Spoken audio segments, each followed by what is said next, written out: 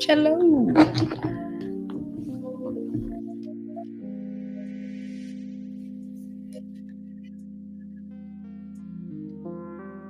We got one eye.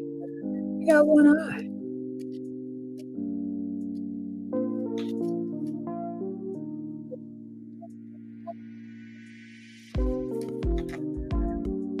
Come on in the room.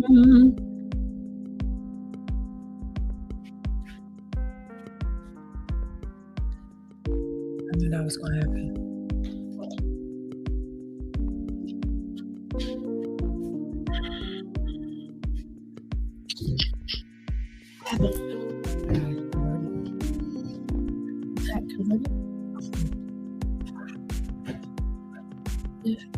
One person on here? I think that one person might be D. I know we like to give you a time to come in.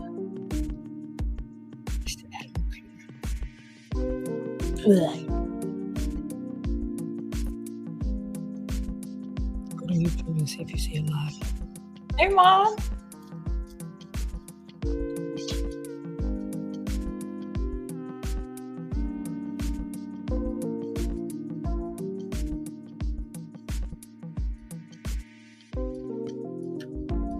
Oh, so you said that you wanted to know if you could see the comments. You can. Right. What are you drinking? Me or her? Hey, I didn't pick up a glass. Decaf coffee.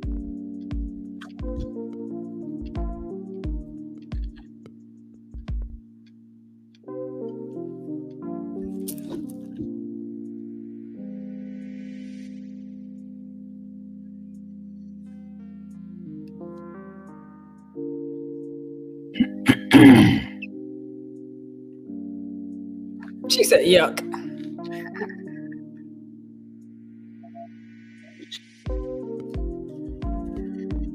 Well, good to know she can hear you.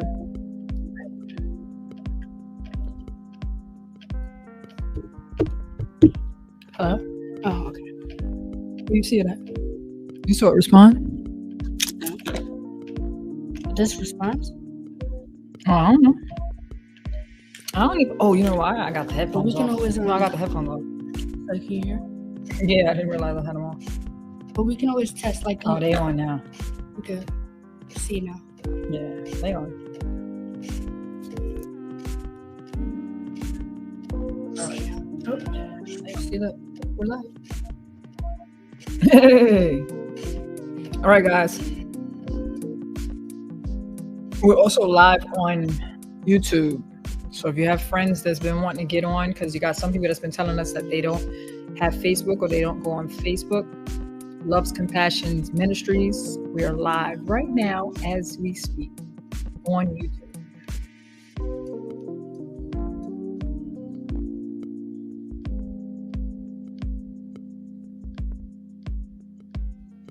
That second person might be me, I'm sure. Or D.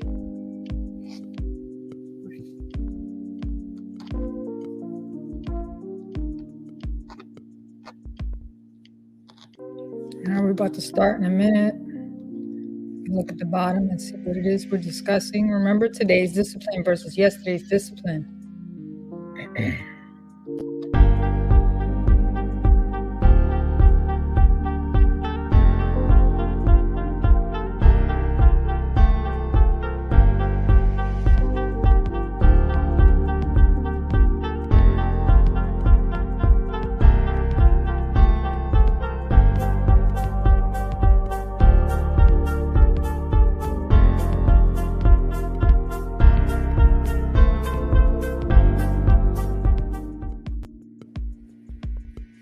All right, guys.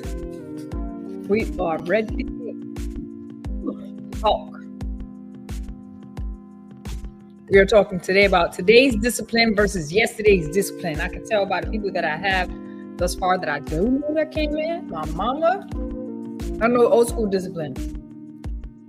I don't practice old school discipline, but I know old school discipline. Where my mother at? She's still on here? Mommy, what you know about old school discipline? Say something in the comments, please.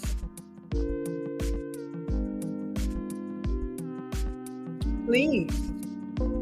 How many of y'all grew up on old school discipline? What do you mean when you say old school discipline, Tashara? What's the matter? Right. Slowly back up without making a bunch of noise and go get it. So some of the things, as far as things that we were told, right? So when your parents give you instructions, spare the rod, spoil the child. This is what happens when your parents get old and they know Jesus now. I want to give you scripture. Mommy, you didn't say spare the rod, spoil the child growing up. It was more like, because I said so. Do it again, see what happened. That kind of thing.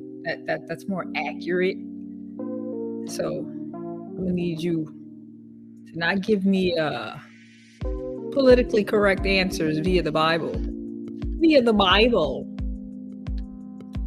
D, I see you in the comments. Tell me some of the old school that your mother gave you. I know you got it. I really didn't get disciplined much because I was scared to get in trouble. Could have fooled the heck out of me. But okay, we'll go with that. If you say so. All right, we got 3 eyes. I'm thinking those 3 eyes could be my mama, my wife, and maybe Jetty. So listen, while we wait for people to come in the room, we're going to pay some of these bills, right? I just like to say that. Here, you wanted to.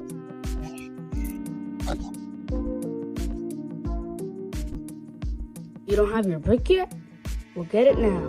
Broken But Not Defeated by Tashara Gilliard on Amazon.com. Want it autographed? Send an email, lovescompassion@gmail.com, and we will make sure you get your book today.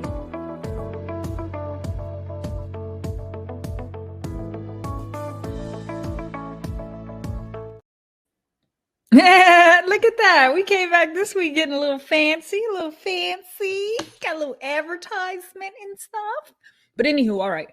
I've been trying to get you guys engaged, but so far no one's responding very much.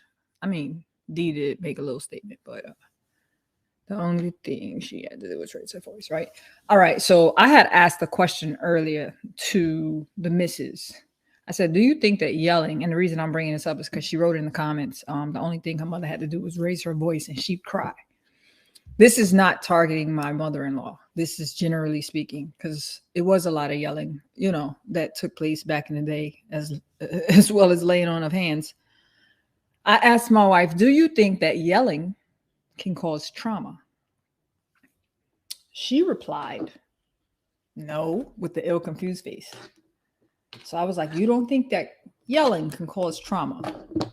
She was like, no. I said, so you don't think people could be triggered by being yelled at frequently?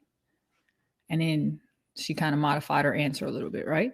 So I actually did a little research. Now I did have one person, you guys let me know. I had one person mention that when we're doing definitions and stuff, that sometimes that can come off as school-like and less interesting.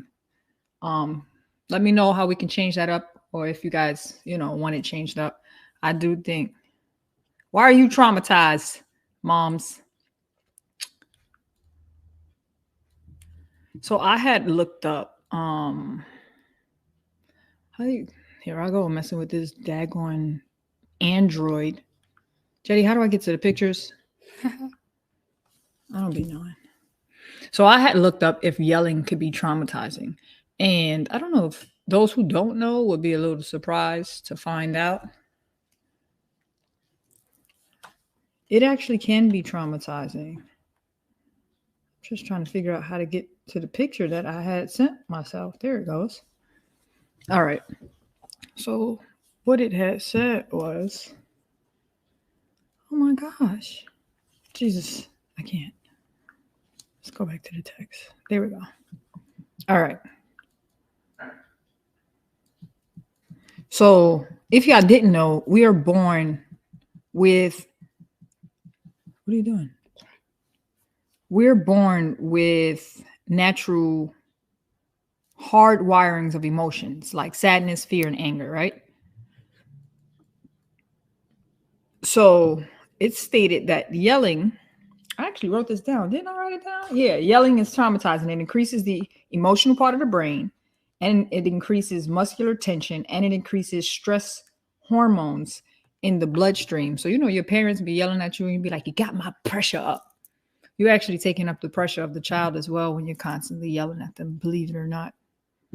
So it says that being frequently yelled at as children changes how we think and feel about ourselves. Even after we become adults and leave home, you're still hearing your parents' voice yelling at you.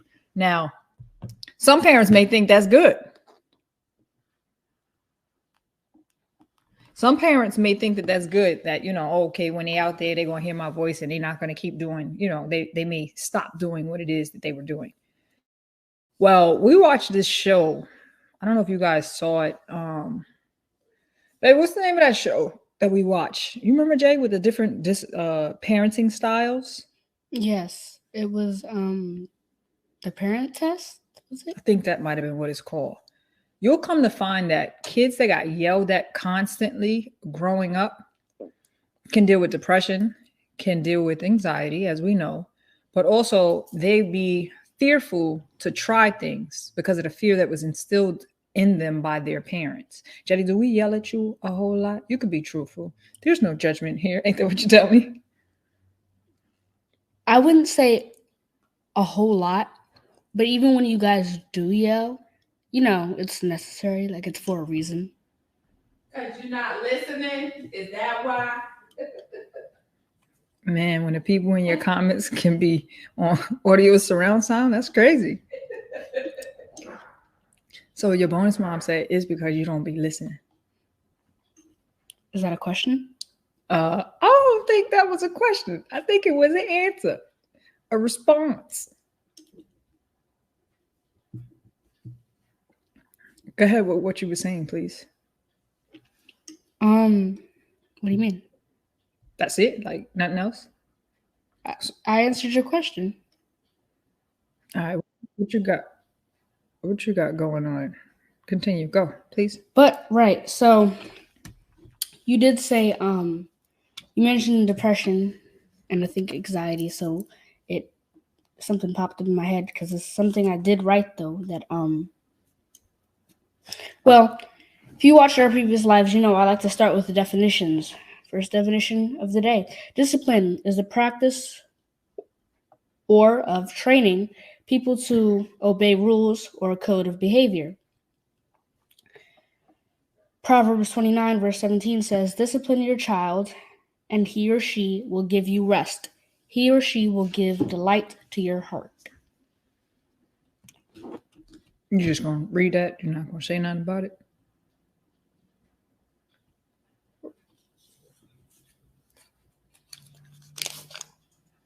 You going to say something or not? No. Bro, I can't. All right, so I see in the comments, right? It says, so are you supposed to be soft-spoken when trying to get your point across to the children? Maybe initially, but after a while, right?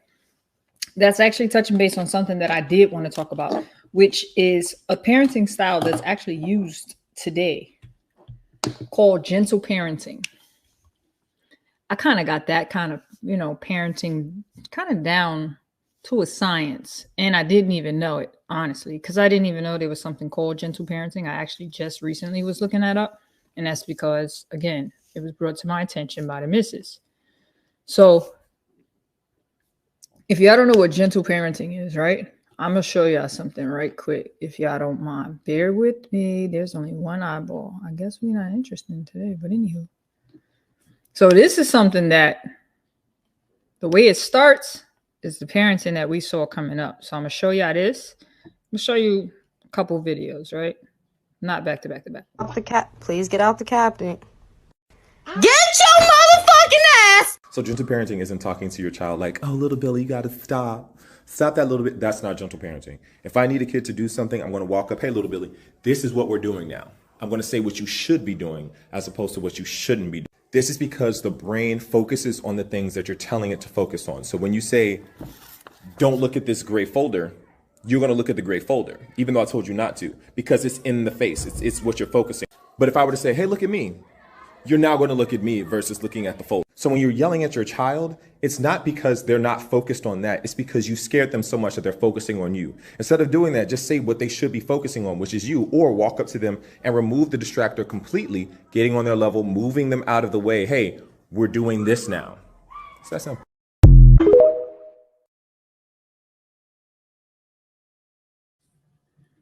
So that was an explanation based on like what gentle parenting is. So what I would say as far as myself, right? When it comes to raising both my boys, for those who think gentle parenting don't work, I've watched y'all compliment and give accolades, I don't know how many times, about how wonderful of a job I'm doing. Thank you. Appreciate it. That does come from gentle parenting, though. Does he get disciplined? He gets disciplined, but I don't go the old school way of just busting him upside his head or the because I said so. I mean, I think every once in a blue, I might just throw that out there just to tap into my ancestors.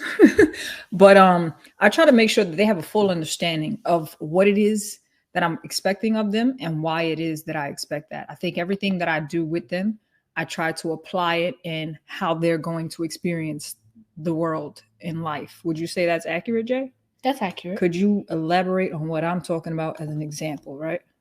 So there may be certain things that I say or do that you, and I'm not saying disciplinary wise, but like if we have a talk and I did something, you'll compare it to what that will look like when I grow up. So you're constantly teaching me,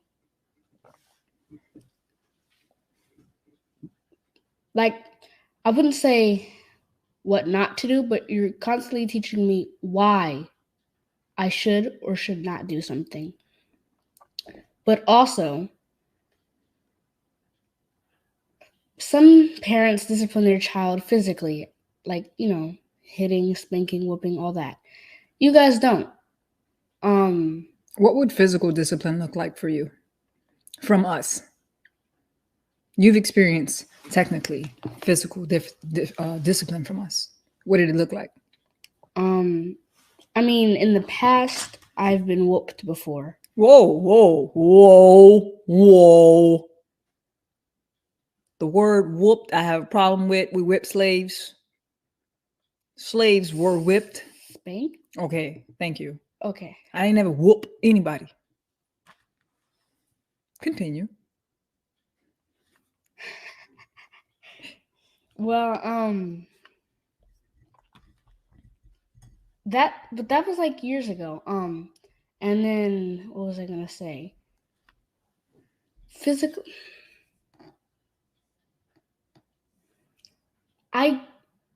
Most of the time it was in the past, so I can't really think about a lot right now because I don't get, I don't get hit really. Okay, but when I say physical discipline that we've done with you, I'm talking more along the lines of, do you recall horse dances? And yes, that's physical because your body is physically being disciplined. Right. When I said physical, I meant hitting. I understand. But yes, so sometimes we'll have where it's like, horse stance, for example, like she just said. Horse stance is where you get in a stance as sort of as if you were riding a horse, where you do like a squat, one arm out, one arm in, and you stay like that. It's like an exercise. And then we have push-up like stance, which is really just a plank, where you sit and you sit like that. That hurts. It really does. Well, it's not really sitting. You stay like that. Push-up stance, like he said, it's like a plank. And then sitting on the wall, the one I really dislike is when, sort of like a horse stance, but both arms out or both arms up, and you're literally sitting on the wall, but not with the chair. You're squatting on the wall. That hurts as well. but never, it's never like slap or spank. Mm-mm. But it's necessary. I'm more of a talker when it comes to disciplining. Actually, I talk till you blue in the face. I talk till I'm blue in the face. And at one point, I used to be concerned because, kids don't have a extensive attention span. So I'd have concerns, that maybe they're not really paying attention to what I'm saying or what have you. But my oldest son, informed me that it may look like they're not listening, but mom, keep talking. Now, he told me this in his late adolescent years. Keep talking because he does hear me. So that made me proud, right? So I'll sit up there, and as Jetty has already stated, I try to relate anything that they're doing into the outside world. One of the things I constantly try to drive in is integrity. I feel like integrity is something that, like how love is like a foundation when it comes to how you treat people. I feel like integrity is a foundation of characteristics. So if you're doing something that's right because you know it's right, not because someone's watching you, not because someone told you to do it, but I know it's right, so I'm going to do it. I feel like if you can teach integrity to your kids, then you can help them with their growth as a character, right? So that would look something like, if we have cameras in our house, and I really would appreciate if you guys who are on put some input in there. Come on now, put some input in there. Can't post comments. Oh no. But we have cameras in our house. So there's been times where the kid thinks he's getting away with something because parents aren't home. And this was before he realized the cameras were here. So he do something. We pull up the cameras all the time randomly. You see it? And then you ask him, what were you doing? Or did you do? Or however the question may be phrased to get them to acknowledge what it is that they did. They don't give the information on themselves. You pull up the camera. Show the footage on a big old screen television in the house. Now you tell me what we see in here. And then they got the dumb face on. Because they just been busted. Yeah. So I try to let them know that can be something outside in the street. You can go into a store, think that you're stealing something. Thank God I don't have problems with my kids stealing. But you can go into the store thinking that you're stealing something, or you could be somewhere thinking that you're going to get away with something because you don't see anybody around seeing you, not even realizing that there's hidden cameras. If they pull up the footage, you're guilty. Point blank, period. Don't matter what you say at your mouth. Correct? Correct. As far as the gentle parenting goes, now I remember there was a time where I was trained to teach foster parents, to train to qualify people who wanted to be foster parents. And I remember one of the first things that they implemented, or suggested rather, that we use as discipline is timeouts. I don't know about y'all. I'm not really here for a timeout. My timeout is going to be a horse stance. So that's actually what I would do. I would put you in that stance by way of definition of a timeout. A timeout is supposed to be 1 minute over your age. So if you got a 7-year-old child acting out, then that child is to be put in a corner or sat in a chair or separated from everything that they want to do for 8 minutes because they're 7. Now, the adults in the room was like, man, I'd like to take a time out because, they want to be separated from everything that they're responsible for a minute over their age. Did you have notes, questions, comments, and concerns? I did. What's Now, a bummer? Go ahead. mentioned, or you talked about gentle parenting. I did some research. I was really searching up different things and then searched up a random thing because I don't know why. So don't ask me why, because I don't know. But it just popped up in my head, and I searched up white versus Caucasian versus African American parenting. That's interesting. Now, I didn't get a lot of research on the Caucasian part, but on the African American or the Black, it said that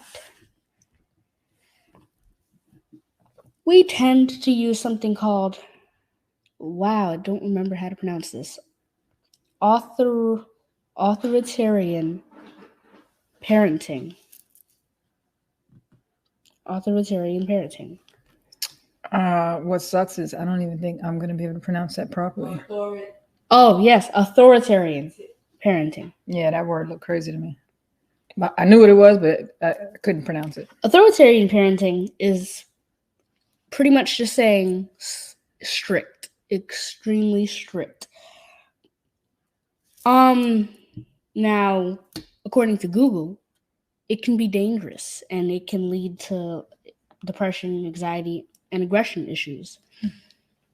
I can see the aggression issues and maybe anxiety, but extremely strict I can see. But it's not always bad to be strict, in my opinion, because I feel like sometimes with certain kids or just certain times, if you're being all gentle and soft, it's like, well, they're not doing anything, then I'm just going to do it again. But if you are like raising your voice, or even not raising your voice, but being strict, then it's like, well, I learned my lesson. I know I'm not going to do this again. You know, now that you mention that made me think about something that we dealt with Jay when he was growing up. So I know you guys know that we've already mentioned about issues that we had with Jay. If you've seen any of our previous lives, we've had discussions of behavioral issues that we had with Jay when he was growing up. Even though he's only 12, in his younger years. So one of the things that we knew about Jay was that if you told Jetty you was going to do something and you did not do it, he was definitely going to turn up. He was going to keep on doing what you said. Now, the first time Jetty tested this out in school, the teacher had told Jetty to go sit in the back of the room. They had like a desk in the back of the room that was separated from the regular group settings of the class. You know, clusters of desks with the different students was how the class was set up. Then there was a separate one in the back for the child that didn't know how to act. That was like a timeout. So she told him to go sit at the table in the back. On this particular day, he decided to test the teacher. He said no. She gave that instruction multiple times. He continued to say no. There was nothing else she could do. There was no consequences to that. She just told us. Once he realized that, she lost complete control of him. Anytime he was going to try her, he tried her. He didn't care about the consequences at home because there wasn't consequences in school. What he was stating earlier, he doesn't see anything wrong with a little bit of discipline because a little bit of sternness, because when I see you're not really turning up, I could just get away with it because you ain't going to do nothing about it. He did the same thing. We tried to put him in martial arts with an old instructor that we had who had his own martial arts school. We tried to put him in martial arts to help. And I kept hitting him up like, all right, Jay did this, and this in school, what have you. He was like, all right. I brought him in for the class at the night, like usual. He looked at me. He said, do you mind if I break him? I said, go ahead, break him. Because in my mind, he wasn't going to even break him. Took Jetty up front. That's where I first learned the horse stance. It really ain't nothing but a squat position, but with martial arts, you got your hands out kind of like this. Can't really get it in. There you go.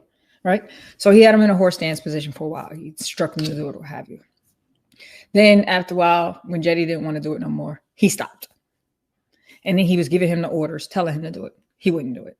He'd stand there crying, still refusing to follow the direct order that was being given to him. So at the time, the school was set up in a church. They were using a church during off hours. So he took Jay and he had him up on the pulpit, had Jetty on a pulpit, gave him the exact same instructions. Jetty refused. Then he turned around, looked at me, not Jetty, the instructor, turned around, looked at me, and winked as to tell me, don't feel a way about what he's about to say. No problem. Do what you got to do. He turns back to Jay and he tells him, do the horse stance or you're going to take off his belt and he going to beat him. So I turn and I look at my wife and I'm like, this finna go left because he's not going to beat him. I already know that. And Jetty's not going to ever respect him after that. And that's exactly what happened. He told Jetty to do what he was going to do. Jetty refused. Belt never came off. Jetty never got whooped. Jetty got away with what he was doing.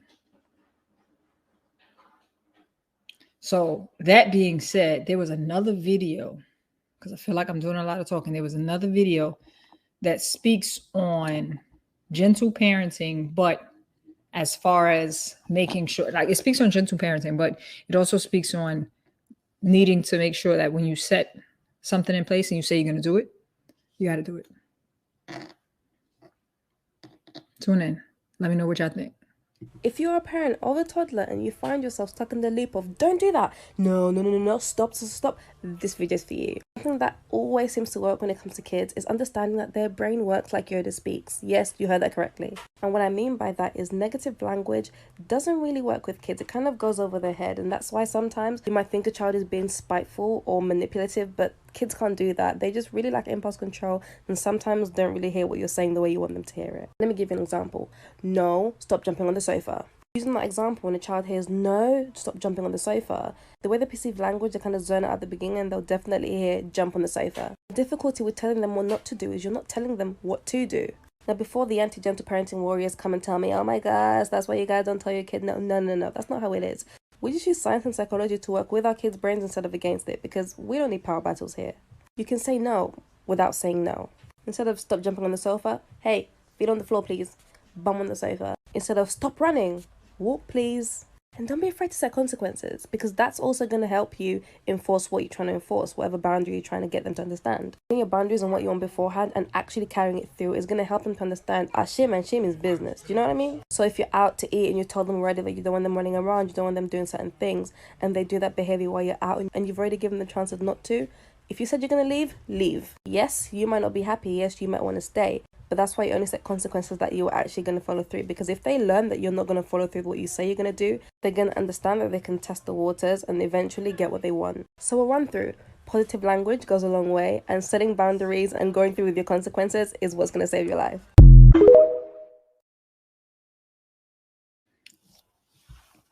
That's something I had to learn.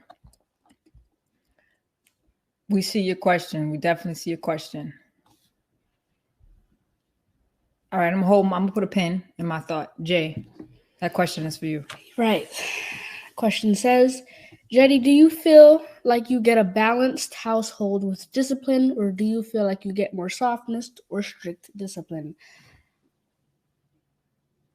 That is a good question. Most of the time, I feel like it's a balance. As I'm not going to say soft, because it's not really soft, but it's not strict either. Like Mommy said, she's a talker. So, she'll talk, she'll say something.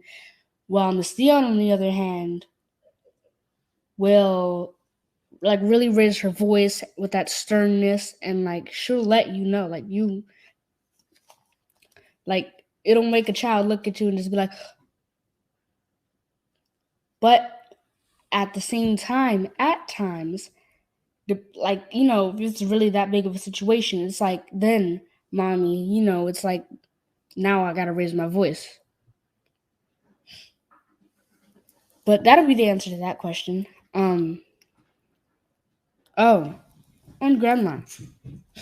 I already did it on the screen, kind of, but go ahead. Back up, see if you can show it. Take it off. The question was asked, take off what? Take off what? The background real quick then.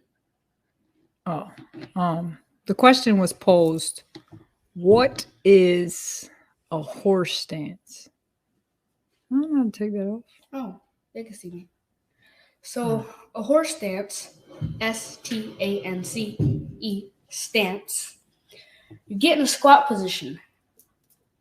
You put one hand next to your side and another hand that already hurts in front of you.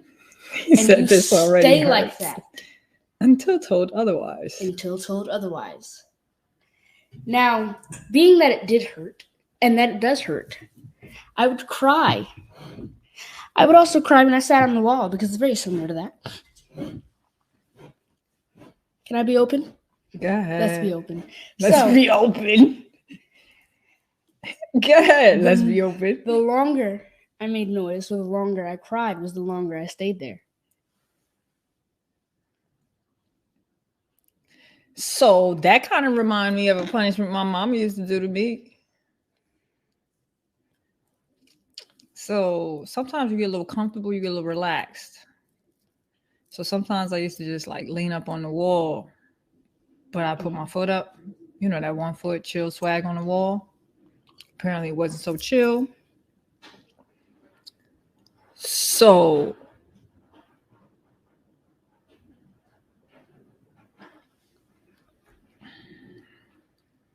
when I found myself with my foot on the wall, thinking I was chill and I was cool, and then my mama found me thinking I was chill and cool on the wall, she would make me put my hands interlocked, placed on the top of my head, face the same wall that I had my foot up on, and then take that same foot that I had up and remain with it up. Now remember, I'm facing the wall, so that foot ain't leaning on nothing. Neither am I. And I bet not lean on nothing.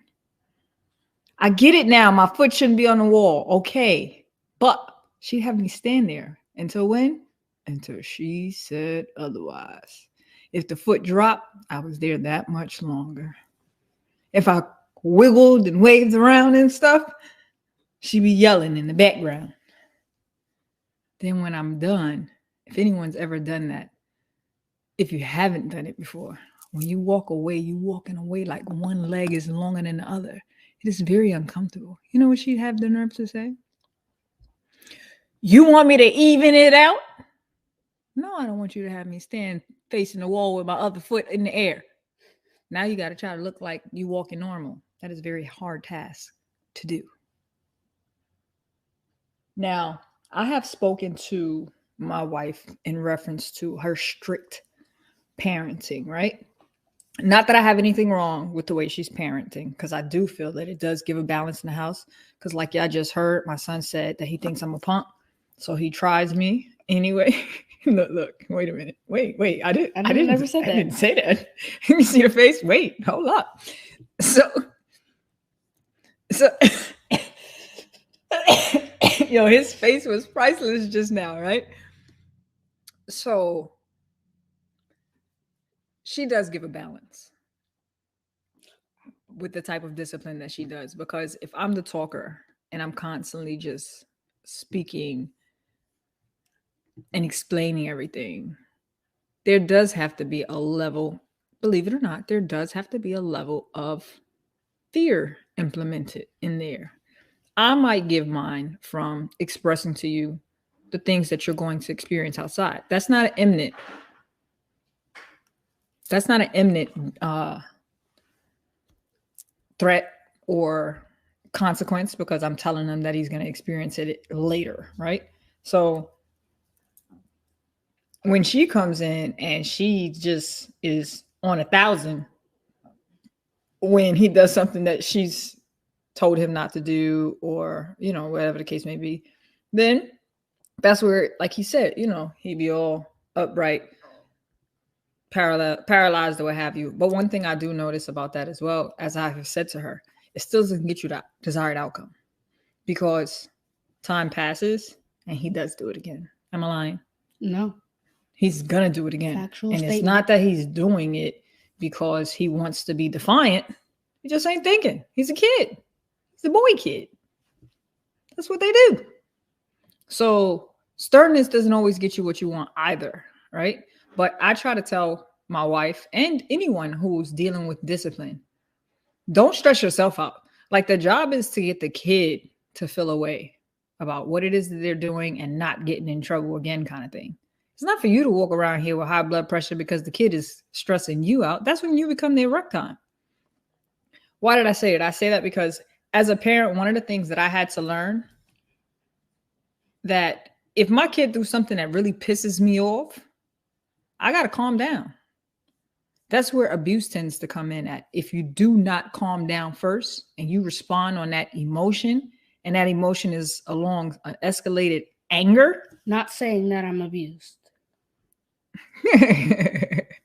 And that emotion is on an escalated anger, then you might put hands on that kid and not deliberately harm them. You know, like maybe closed hands instead of a slap. Maybe a slap and they're light. So you end up with some type of scarring on you, or not a permanent scar, bruising on you. If you wear jewelry, maybe that hit just landed them with some type of, marking, picking something up and throwing it at them. I know that's old school. They'll pick up anything that's next to them. And before you know it, they done threw it at the daggone child. I've been on the other end of something thrown at me. And it can do more harm than good. I'm gonna stop switching the camera around. I was trying to help Jay with his sign. So one of the things that we always got to do is be sure to keep calm.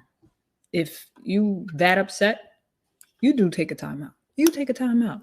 Now, one of the things I feel like my wife has thought or felt, if you take a time out and then you come back, the kid doesn't get an authentic discipline because now you're not mad no more. So you might not respond like you would have when you were upset.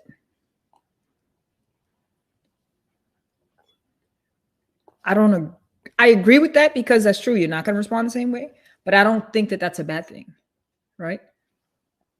I have something I wanted to share that I came across. Bear with me, guys. But I would like to say something to go with what you were saying. It is actually a good thing with any kid. If you give them like a space, like a little bit of time, and then come back when you are feeling different, it's going to be different because they have that feeling like,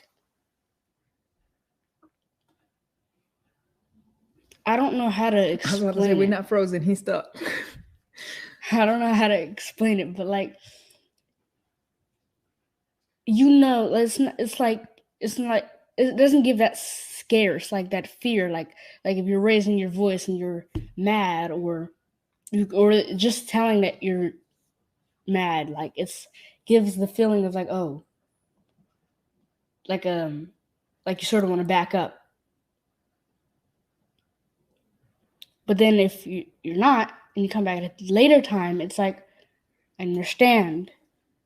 Think of it as a therapy session. In a therapy session, your therapist is not going to scream at you and just be like, because then it's just like, what did I do wrong? Not saying that you didn't do something wrong, because that whatever conversation or talk you guys are having has to be necessary. You wouldn't just be doing that for no reason.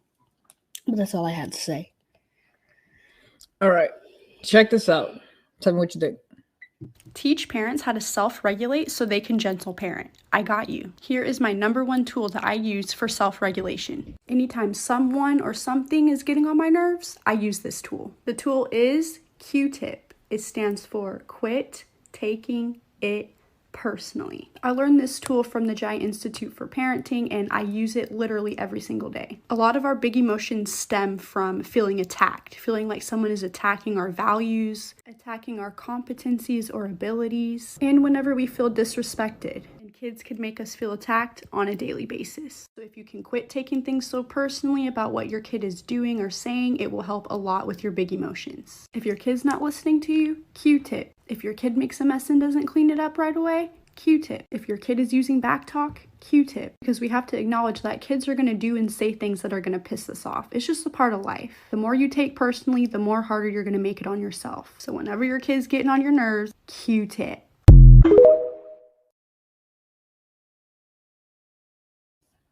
What did I just say? It's not for you to take it in. It's not for you to stress yourself out. So I placed that up there. And please, again, I would love to hear what you guys thought about what she was stating. Does anyone practice this? Has anyone heard of it? Do you agree with it? That kind of situation. But if you realize and you approach a kid from the standpoint of a kid, which should not be difficult, because if we put aside what we experienced discipline-wise growing up, right? Not if it was me, what my mama would have did, or what my daddy would have did, or had I dared looked at my mama like that. Those are things that I would definitely agree to say that is personalizing something. Think about it from the standpoint of a child. Now, it's hard because sometimes, you can't get that out of somebody's head. Like when I mentioned it to my wife, like, we were all kids. When you was growing up, she'd be like, I wouldn't dare. All my mom had to do was look at me. Again, that's personalizing it. That's making it how you would have been. Think about your emotions and your feeling as a child when you did stuff. I'm doing it because it feels good. I'm doing it because the hormones it releases has an excitement to it. I like that feeling. I'm going to continue to do it because I like that feeling. So when you're coming across and you're asking a child, let me give you an example, right? Jay, you said we could be completely transparent and honest, right? Mm-hmm. All right. So we had a situation some years back when Jetty was in elementary school. I don't know, maybe the 4th grade, maybe somewhere around, I don't know. You wasn't here for 4th grade, maybe the 5th grade. I was here for 4th grade. You wasn't in 4th grade in Florida? No, I was in 2nd grade. I went up to second and third down there? First You did and two. Second. First and second. Okay. So 3rd grade, you were here. Mm-hmm. All right. It could have happened anywhere between the 3rd and the 5th grade. Not really sure. Jetty went to school, free balling. What's free balling? Jetty went to school without any underwear on. In his clothing, right? It felt good to him. I don't know if it was a sense of freedom or what, but he went to school free balling and he was so excited about it that when he came home, he was like, I was free balling in school today. I tripped out because I'm like, why would you go to school with no underwear on? What if somebody would have found out? Now, why would I even say what if someone would have found out? Because why would anybody be noticing he doesn't have underwear on underneath? I don't know. But that was the thing I said. What if someone would have found out? It would look like we're neglecting you. We don't provide you with the clothing that you're supposed to wear. I personalized it. I took it as a personal attack, right? As the young lady just said, don't personalize it. I had a conversation with a spiritual mentor friend of mine, which I'm surprised is not on here. Why she got to tell the embarrassing stories? I'm a mother. That's what we do. We tell embarrassing stories. But so what was brought to my attention, and I had to realize it, what about him going to school free balling? Where was the actual imminent danger or problem with it? No one knew he was free balling until he brought it to our attention. Who did he hurt? What was the problem that came out of it? There was no responses for that. No problems came out of it. No one got hurt. So it didn't really hurt anyone. So I calmly had to speak to him and just let him know that it's just not something that you should do. You shouldn't go to school without underwear on, because at no point do we want anything that can resemble neglect. And while no one should be knowing that you don't have underwear on, it still can look like neglect, like you don't have the proper attire that you should be outside your house with. So I had to calmly express it to him instead of flipping out and making it personal, right? But I did tell him if you wanted to, you could free ball in your room when you go to bed. That's between you, if that's what you would like to do. So again, I didn't make it personal. And I gave him the freedom to be comfortable. I just let him know there's a time and a place. This is where you can do it, but you should not do it in school. Like that video said, that other video we watched, with the stop, no, don't do that. Mm-hmm. You don't have to necessarily be like that. But for you, I feel like it was a balance, because you was explaining, no, don't do that. But there's a time where you can do that. Balance, guys. Discipline in the old school, I feel like gave more of a fear factor. And let the truth be told, it really was more of a controlling factor than a teaching factor. I feel like the parenting that some of us, I'm gonna say some of us because I don't know how many people really do it. The parenting of today's generation is more of a teaching factor. Now, I know some people would disagree. They'd be like, what, with these kids out here running the streets, rampant, doing whatever, all they needed, if their parents would have whipped then they wouldn't be doing this. Excuse me. That's not necessarily the case. We don't do that. The generations of the us's, we don't do it. Yes, we were disciplined. Yes, we were put fear, fear was instilled in us. But we're not even in a generation or in a time in this place in this world today where we can discipline our kids the way our parents disciplined us. You will guarantee lose custody of your children today. These kids are too knowledgeable of all of the rights that they have. They will make a phone call and have you locked in the jail, under the jail, and every kid got to come out the house. It's just, it doesn't make sense. Like, it's easier to learn a new way. As time changes, it is okay to change with the time. No one's saying that you don't have to discipline your kids. No one's saying let them get away with stuff. But all that, if they would have just got they whipped, they would have been better.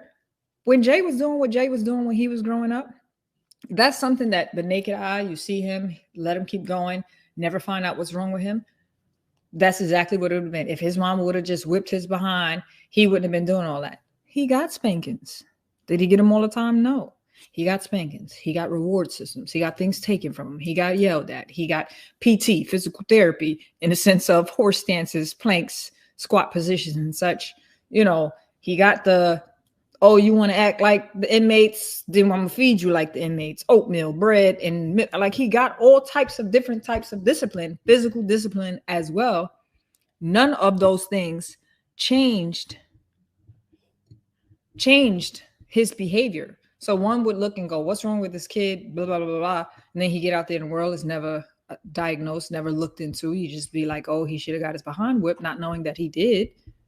It took us going to get him tested, strenuously tested at the Child Mind Institute, and finding out that it was just a chemical situation going on. He used to say, it's not that I want to do it. I don't want to do these things. I just can't seem to stop. That's a cry for help. I used to always say that because it's like, it's just what it was. It was like, what do you call it? ADD. No, like you just go to it. Impulsive, yes.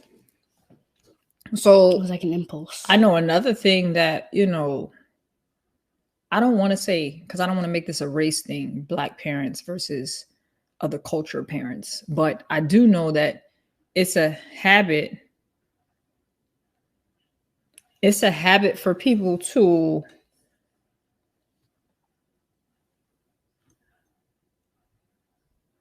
not want to look at getting their kids tested, right? Somebody always wants to say something is wrong with the kid. They just want to put your kid on medication, right? You hear what she said? Yes.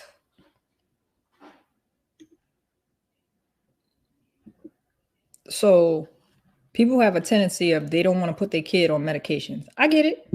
I didn't want to put my kid on medications. We've had that talk before, guys, where I said I didn't want to put my child on medication. What I learned is that,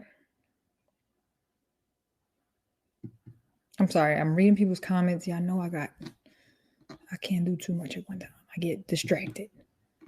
But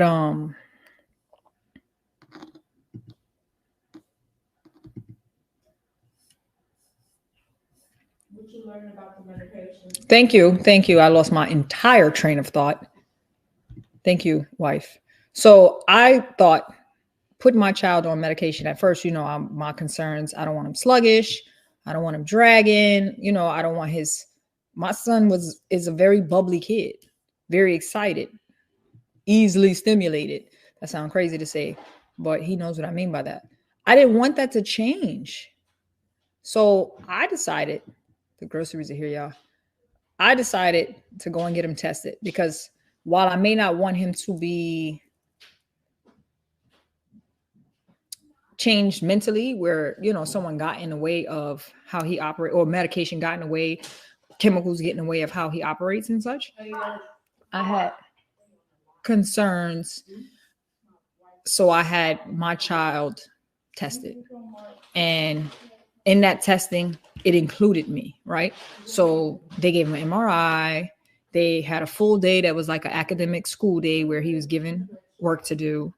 While he was being tested, I had redundant questionnaires of the same questions over and over and over again, just worded all types of different ways to see a consistency. And they came to let me know hyperactive impulsive ADHD. If you don't get it medicated, or if you don't treat it, not medicated, if you don't get it treated in a timely fashion, then that impulsivity that he has can translate in adult life. So whereas him saying, I don't want to do it, I just can't control myself. Now, when he becomes an adult, I don't want to do it, I just can't control myself. He's grabbing on chicks randomly, sexually assault. I'm naming things, right? He's going around, he's stealing stuff, or he's going around and he's breaking stuff, or whatever those impulses may be in the moment. He's never really been a follower, thank God. I always said since he was a baby, like no one's ever going to be able to make him do anything because you just can't. Like he does it if he wants to. Doesn't matter what that consequences is. So it's okay to give them medicine. It's not always, if his mama would have beat his what have you, he wouldn't be that way. He does display his creativeness, but the medication that he's on helps him to not be all over the place. He's actually able to focus. The creativity we get from him now actually looks structured, if that makes sense. He still has a lot of things that he's into, but he can sit down for a period of time and actually edit a video, edit a podcast, create videos, create podcasts, draw, write full out stories. Before, he couldn't sit long enough to do anything. So yes, he did need to be able to display his creativeness, but he needed help being able to focus. And that's what the medication does. Am I right, Jay? You can elaborate. You can say something if you want. No, you're right. But I would like to talk. So what was I gonna say? Oh, back to discipline. So if you watched our most recent live, we had the topic of abuse. Now, some people can get discipline and abuse mixed up because what may seem like abuse is only discipline. What may seem like discipline is really abuse. So, like I said before, discipline is all about teaching rules and regulations to kids and following up on the consequences. But abuse, on the other hand, is crossing limits to when you hurt someone so much that it leads to severe physical, psychological, or emotional damage. So, if a parent happens to spank their child for a reason and for a good reason, that it was necessary, that it was good enough, like that is a good consequence, then that is called discipline. But if a parent were to punch their child in their face, or if a parent were to literally get a belt and hit their child for something that wasn't necessary and wasn't as bad that it needed that would be abuse. So you mean if I was to just no, just kidding.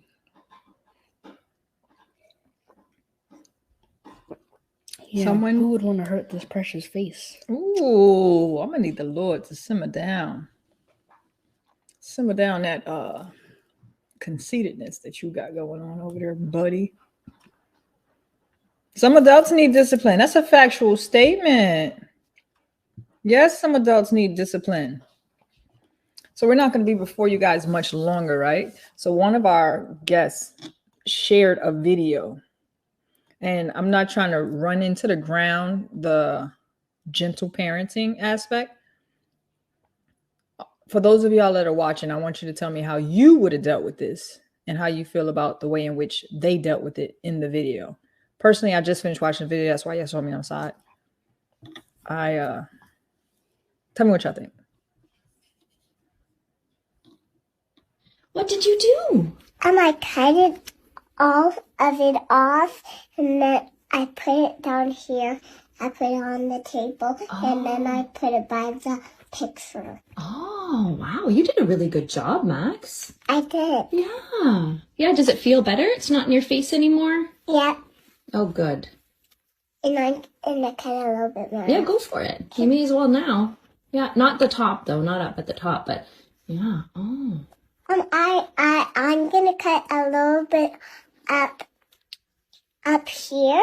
Oh, you know what? How about we go upstairs and then how about we cut it together? Do you want to do that? Yeah, with my scissors. Oh, okay. Well, your scissors. Or you know what? Maybe we should just leave it and then we can go to a hairdresser and she can make it really fancy. Should we maybe stop and paint my hair? You want to do what? Sorry. I want to paint my hair. Paint your hair? Yeah, because I want it to be different color, like pink. Oh wow. I want it to be dyed. Dyed pink? Yeah. Oh, look at that. That's an interesting shortness. And Dad said you didn't like the way I cut your hair, but I think we have a winner. Hey? Okay. No, let's leave it at that. Okay, bun? No more. I want to see. I have mixed emotions about that. All right.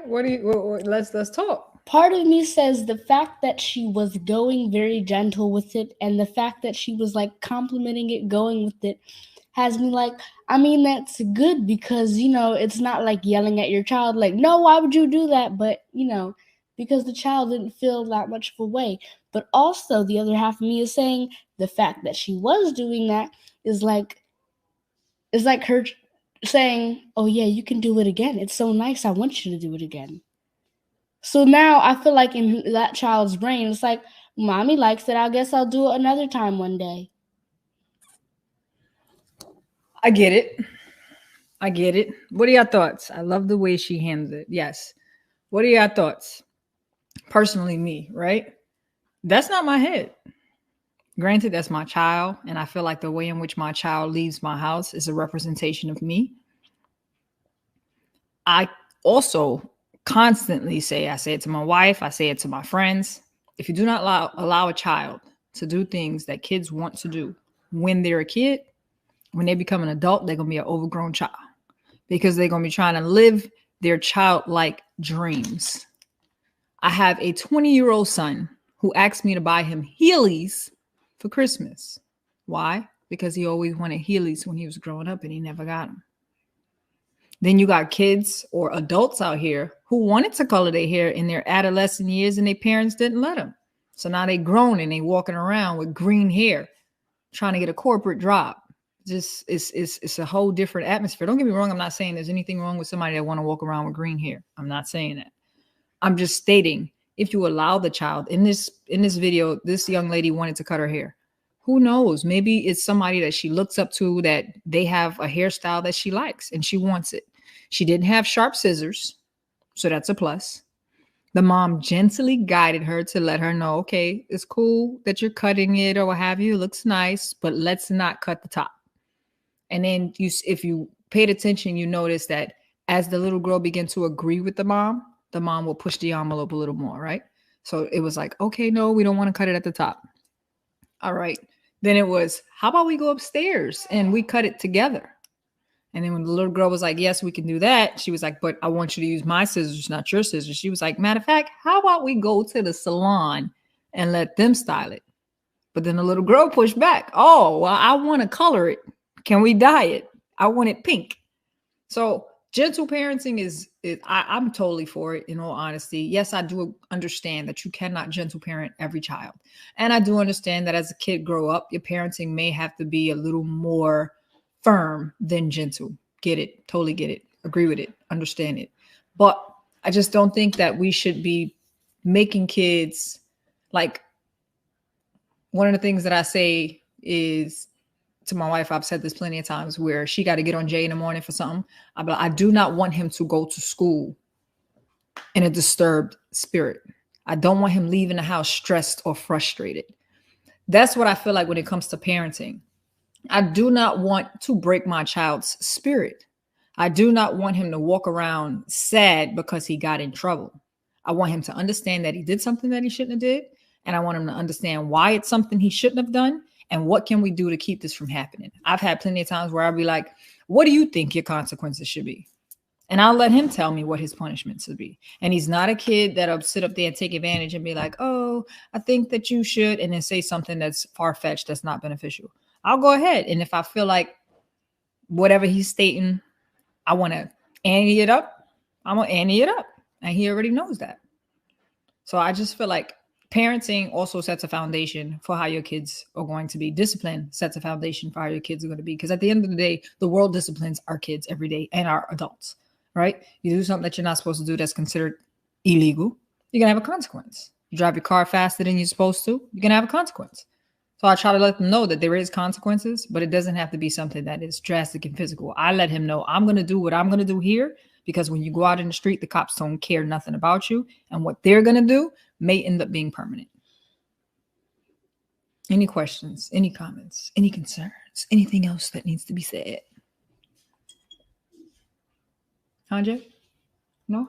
Oh, yes. Well, I don't know if it's a little bit too early for this, but I would like to say, as you guys know, if you look in the corner right there, my mom has a book. We talked about it before. If you were in the beginning, you would have saw the commercial. I don't know. Should we play that again or no? You can play it again if you want. All right, here's the commercial for you, so I don't have to say a whole bunch of stuff. You don't have your brick yet? Well, get it now. Broken but Not Defeated by Tashara Gilliard on Amazon.com. Want it autographed? Send an email, lovescompassion@gmail.com, and we will make sure you get your book today.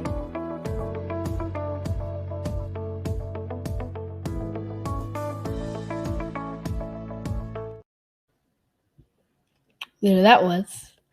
But also, she cuts hair.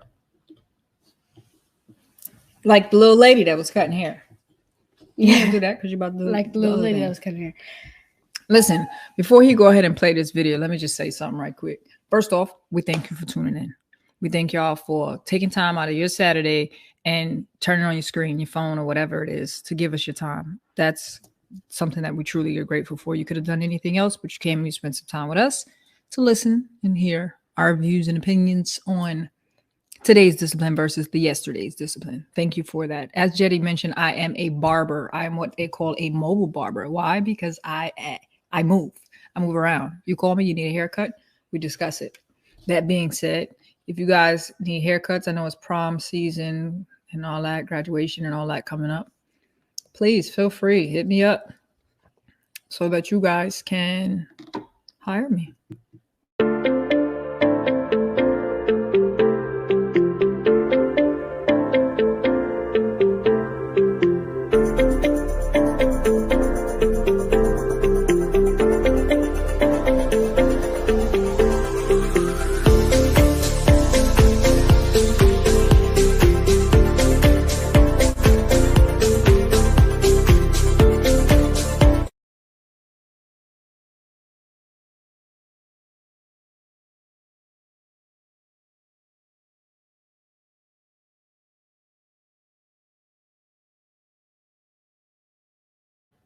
Oh, didn't Jetty do such a great job? My son created that video, y'all.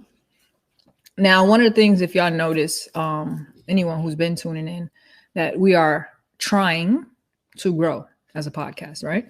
So at this time, we've learned some things. We had a nice little meeting with Craig, the writer Stewart. Craig, the writer Stewart.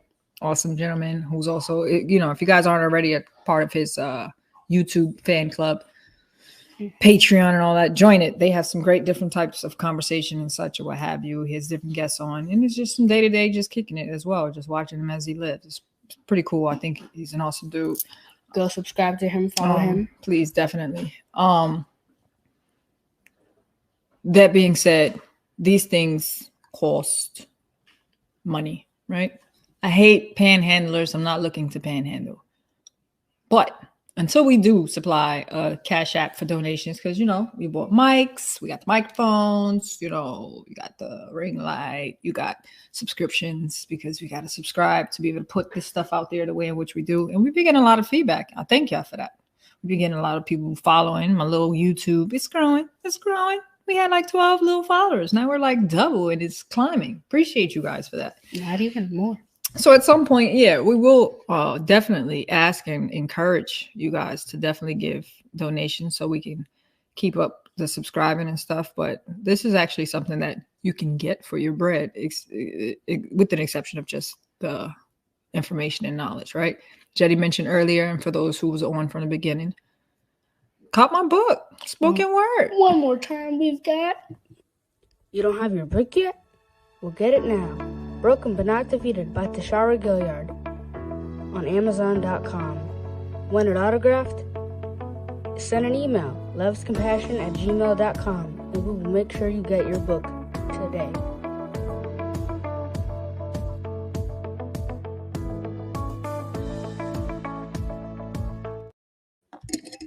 Like I said, you can email us at lovescompassion@gmail.com. You can text for prayers or topic suggestions, 347-699-5722. Repeat, 347-699-5722. Make sure you subscribe. Loves Compassion Ministries on YouTube, apostrophe, and loves. And make sure you follow us on Facebook. Turn that bell notification on. And like.